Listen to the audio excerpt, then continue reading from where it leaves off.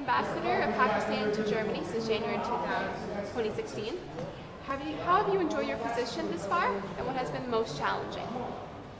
No, it's been an honor and a privilege to be representing Pakistan in this fascinating country, with such a beautiful, culture and such an amazing economic prowess.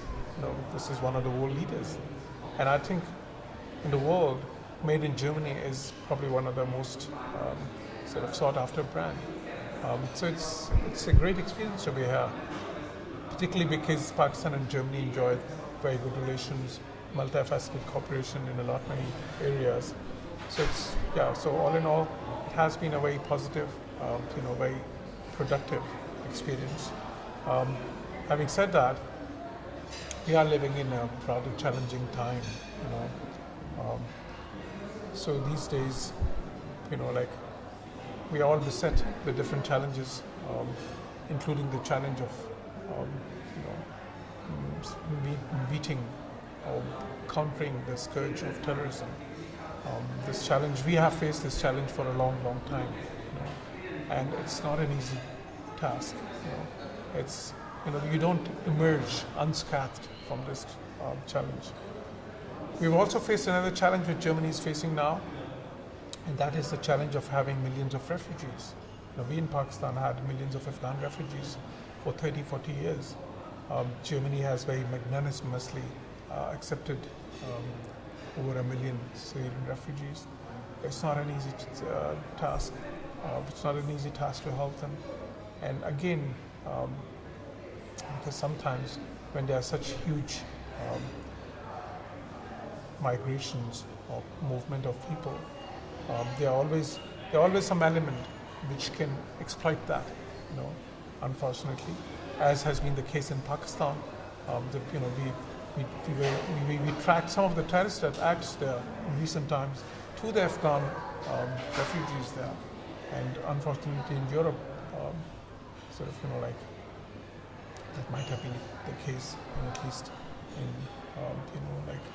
some particular incident. So, all in all, it has been a great experience, to be in such an important country, which is such a close friend of Pakistan, at this time when we both face lots of challenges, but there are also a lot of opportunities that we need to tap. And I've been working together with my German friends to make that happen. And regarding the bilateral relations between Pakistan and Germany, which do you consider areas of cooperation and what still need development? We have of course, there are many areas of cooperation. As I said, political cooperation is one. Just not bilateral, but also in terms of the international forums where we have a great deal of cooperation. Then again, economic cooperation is a very important area because Germany is one of the largest trading partners of Pakistan. It's also a development cooperation partner and investment partner. And that is where we see a huge potential, which is still untapped. Then again, we are partners in the field of education. As we speak, there are about 3,600 Pakistani students studying in Germany. We are also partners, in people-to-people contacts, cultural exchanges. Then again, there's a diaspora of about 80,000 Pakistanis living in Germany. That's another link between the two countries.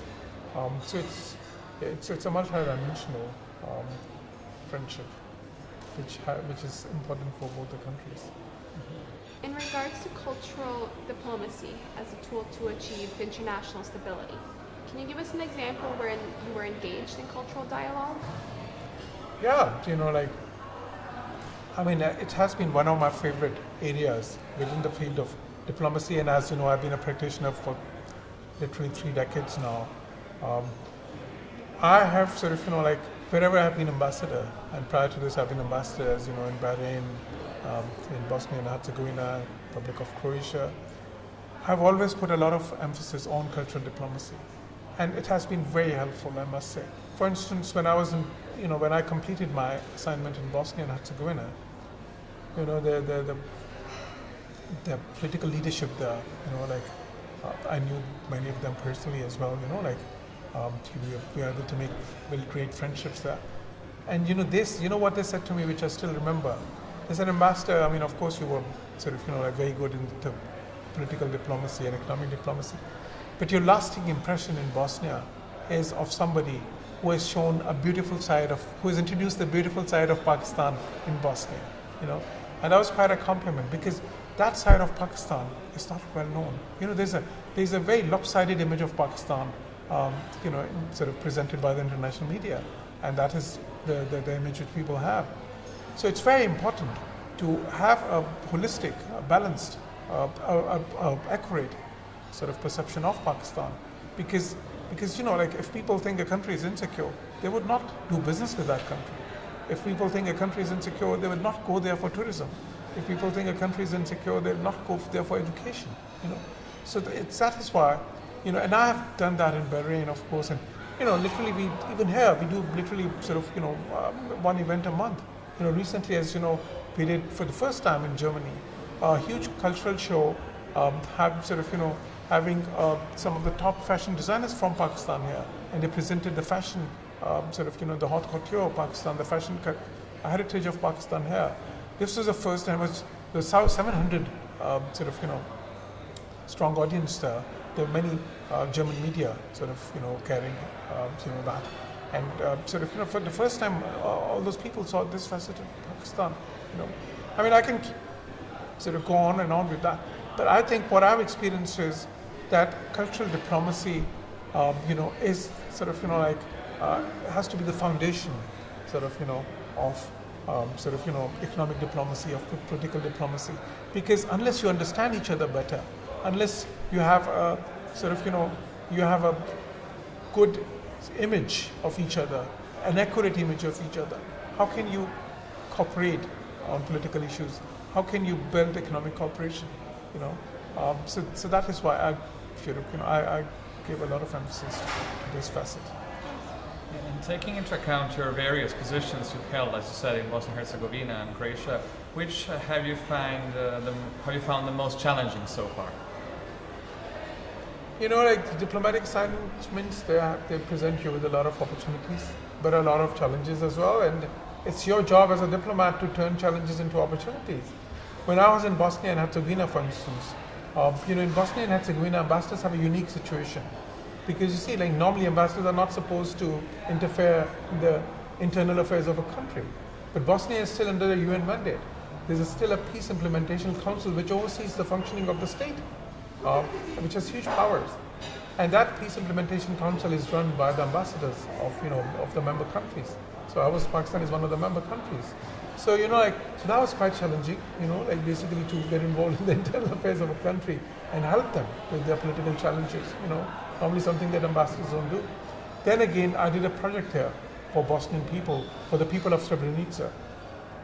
It was a at that point, probably now it's worth more, 5 million euros worth of project, whereby we had to give 1,000 motor waiters to 1,000 families, of Srebrenica, and to rehabilitate them, in the economy of the country. Similarly, Bosnia, they were still having a lot of challenges in terms of their the Serb, Croat, Bosniak problem, and you could try to help them in promoting that understanding. In Bahrain, when I was there, Bahrain was passing through a difficult period. I was there from 2011 when they had that the uprising there. It was a very difficult time for the country, and we were trying to to help in terms of not any particular side, but rather the country itself, and coming to grips with that challenge. Similarly, I've been in Turkey at a very critical juncture of Turkey's history.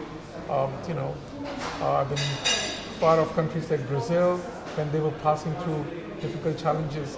So when you're there, you're part of that society, and you contribute in in whatever constructive way that you can. So all diplomatic assignments are challenging in some ways, but they also are great opportunities, because you can then turn those challenges into opportunities. have had a very successful career thus far. What advice would you give to young people interested in pursuing a career in international relations? Well, thanks for saying that. I hope it's been, well, yeah, generally people would consider it sort of, a successful diplomatic career. Because when I became the ambassador for the first time, I was actually the youngest sort of career diplomat to become an ambassador in the last 15, 20 years, in Pakistan. And I've had fascinating assignments, and like that. When I look back, there's so many things that you can sort of recall, where you've been literally sort of like, if not part of history, you have been there. Like when historical events have taken place, you've been all there. You've watched it firsthand, and there are things that you have done which could be your contribution. And like you're proud of that as well. So yes, sort of it has been a very rewarding career, I must say, full of challenges, but also full of excitement, full of amazing experiences. Living in cultures that are so rich, as Brazil, for instance, or Germany, sort of Middle East, or sort of Turkey, and so sort of so full of kind of promise and hope. So that has been a great personal experience. So I am sort of I'm happy that I chose this career. Now I'll come to the second part of your question as to what advice I would have for young people. The first thing I would say to or share is that look, keep your horizons broad. There is so much in the world to see. There's so much in the world to experience. Do not go for the easy option. Have some sort of like have some high goals. Not only have a dream, but pursue your dream. Like it's very important to have dreams, but it's even more important to pursue your dreams, because a lot of people don't pursue their dreams. Nowadays, there are many more career choices available to young people that were not sort of available in our, to my generation. 25, 30 years back, you had limited career choices, compared to what they have today. Today, you have literally thousands. Like my son, when I ask him, what do you want to be, for instance, he say, I want to be a paleontologist. I mean, we hadn't even heard the term, when we were kind of, that age. So, like basically, so my first advice, suggestion would be to keep your options wide, keep your dream alive, you can be anything that you want, as long as you pursue your dream, as long as you're focused, as you're willing to work hard for it. So do not go for the easy options. Do not go for what is easily achievable. Go for what might seem hard, but what would be your ultimate dream. And be on career paths which are not dead-end career paths. Take, choose career paths which have sort of like way to go, and then do not stay fixated. Like if you on the way, if you find something more exciting, why not? Sky's the limit. Sort of a career should be something. When every day when you wake up, you should be looking forward to doing whatever job you have. If that is not the case, then there's a problem. Well, thank you for your time. Thank you for giving us so much insight into the beautiful country that Pakistan is. We really appreciate it. So thank you very much. Thank you very much for It's such a pleasure. inspiring words. It's a pleasure. It's been a very pleasure. Thank you.